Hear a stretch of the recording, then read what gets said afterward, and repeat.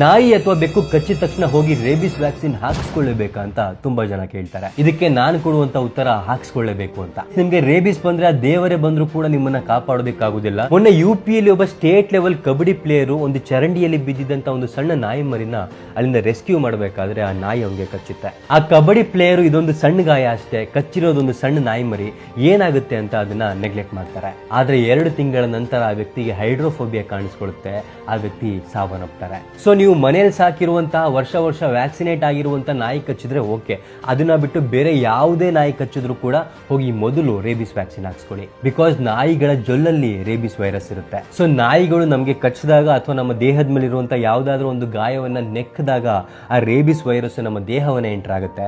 ನಂತರ ನಿಧಾನವಾಗಿ ನಮ್ಮ ದೇಹದಲ್ಲಿರುವಂತಹ ನರಗಳ ಮೂಲಕ ನಮ್ಮ ಮೆದುಳನ್ನ ತಲುಪುತ್ತೆ, ನಮ್ಮ ಜೀವವನ್ನೇ ಕಿತ್ಕೊಳ್ಳುತ್ತೆ. ಸೊ ಮೊದಲನೇದು, ಯಾವ ನಾಯಿಗೆ ರೇಬಿಸ್ ಇದೆ, ಯಾವ ನಾಯಿಗೆ ರೇಬಿಸ್ ಇಲ್ಲ ಅಂತ ನಮಗೆ ಗೊತ್ತಾಗೋದಿಲ್ಲ.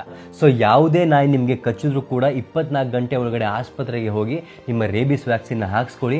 ಆಮೇಲೆ ಆ ರೇಬಿಸ್ ವ್ಯಾಕ್ಸಿನ್ ಶೆಡ್ಯೂಲ್ ಏನಿರುತ್ತೆ ಅದನ್ನ ಮುಗಿಸ್ಕೊಳ್ಳಿ. ಅಂದ್ರೆ ಮೊದಲನೇ ಡೋಸ್ ಆದ್ಮೇಲೆ 3ನೇ ದಿನ, 7ನೇ ದಿನ, 14ನೇ ದಿನ ಮತ್ತೆ 28ನೇ ದಿನದವರೆಗೂ ಕೂಡ ಕಂಪ್ಲೀಟ್ ವ್ಯಾಕ್ಸಿನೇಷನ್ ಡೋಸ್ನ ಹಾಕ್ಸ್ಕೊಳ್ಳಿ. ಬಿಕಾಸ್ ಮನುಷ್ಯ ಎಷ್ಟೇ ಬಲಿಷ್ಠನಾಗಿದ್ರು, ಎಷ್ಟೇ ದೊಡ್ಡವನಾಗಿದ್ರು ಕೂಡ ಒಂದು ಸಣ್ಣ ವೈರಸ್ ಮುಂದೆ ಮನುಷ್ಯನ ಆಟ ನಡೆಯೋದಿಲ್ಲ. ಸೊ ಈ ವಿಡಿಯೋನ ನಿಮ್ಮೆಲ್ಲ ಫ್ರೆಂಡ್ಸ್ ಮತ್ತೆ ಫ್ಯಾಮಿಲಿಗೆ ಶೇರ್ ಮಾಡಿ.